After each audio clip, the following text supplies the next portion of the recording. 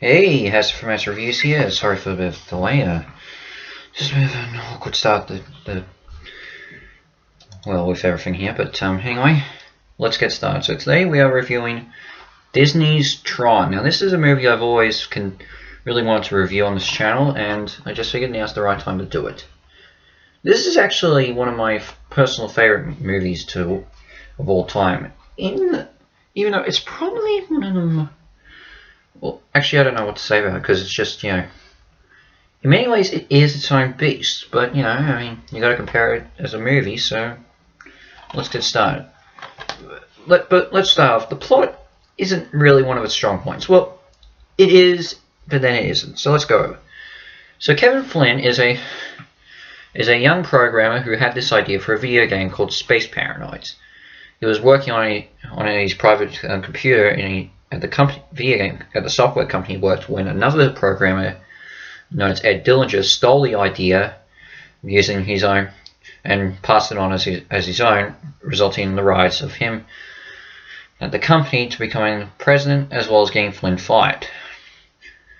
Eventually, through Dillinger, he unleashes the master control program on the company and is using it, which ends up getting its own artificial intelligence that wants to start hacking into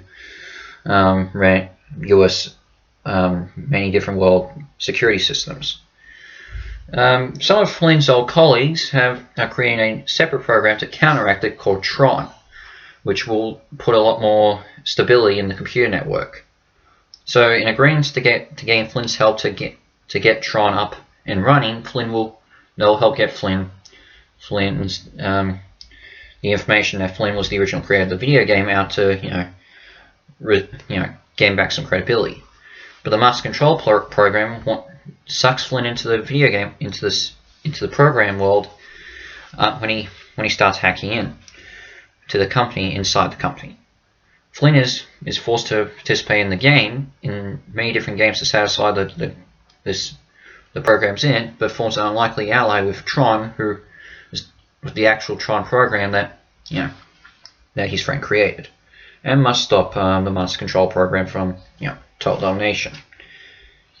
Okay, so it is complicated, but in the basic sort of stance is that Flynn's trying to get the evidence to prove that he created the game. When he gets too close, he gets sucked in, and now must get out and help Tron, liberate the system. Which, again, sounds confusing, but once you watch it, you understand how things go. To be honest, but in the end, it's not. And a lot of the talk about computers from the 80s don't really hold up are updated to what we know now of computers and all that. But for the time, it was pretty spot on in my view. But with that said, what is great, but excluding but let's get on to the main thing that everyone loves about this film. The look, the visuals. This is one of the best looking films in terms of CG and anything. I mean, considering this is from the 80s, early 80s. And this film inspired a lot of, talent to create even more impressive visuals.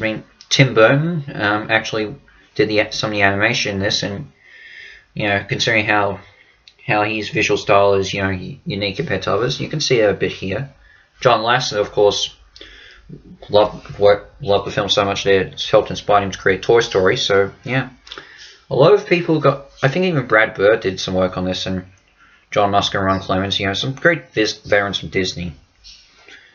Other than maybe the costumes, which do seem dated, the look of everything. The angles, the spheres.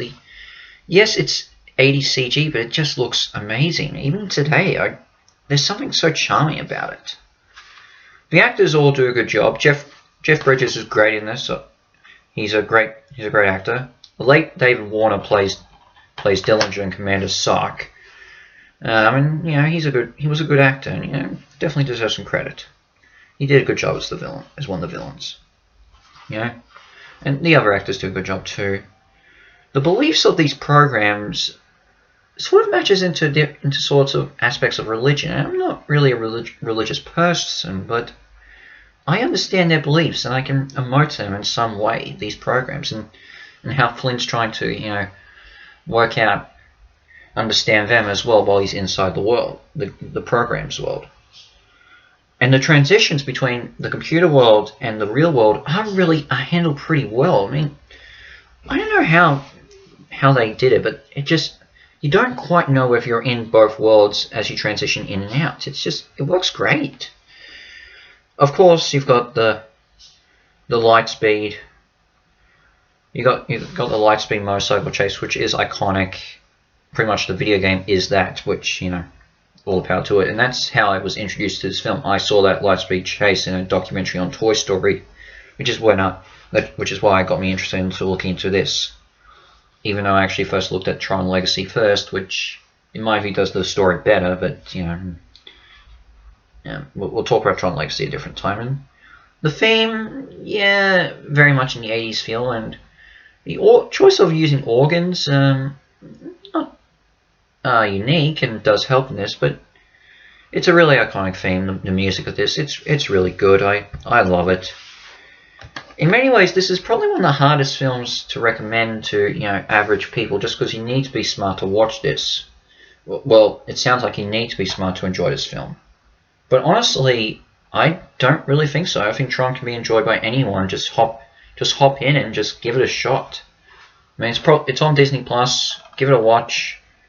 Yes, you might need to be a little bit older to understand a lot of this, especially the beliefs of the programs and the whole the whole beef of the Master Control program. But I still say give it a watch because you'll have a good time. Yes, it's dated. Yes, but it's part of the charm. What can I say? It's just Tron. There's no other movie like this. It gets an 8.5 out of 10 has stars from me. And yeah, I mean, it's not a perfect 10 out of 10, but I definitely view this as one of my favorite films of all time. Not top 10, but top 20 at the very least. I love Tron, boy, and I will continue to watch it every now and then as well. So, probably next up, I'm not sure really. I might get a review done of a movie that's getting released in theaters. I just gotta go watch it this next week, so that probably will be my next video. And of course, keep it what. And of course, I've got some video games to also look into as well. But in the meantime, this is Hazza from Hazza Reviews out, and I shall see you for my next video. Ciao!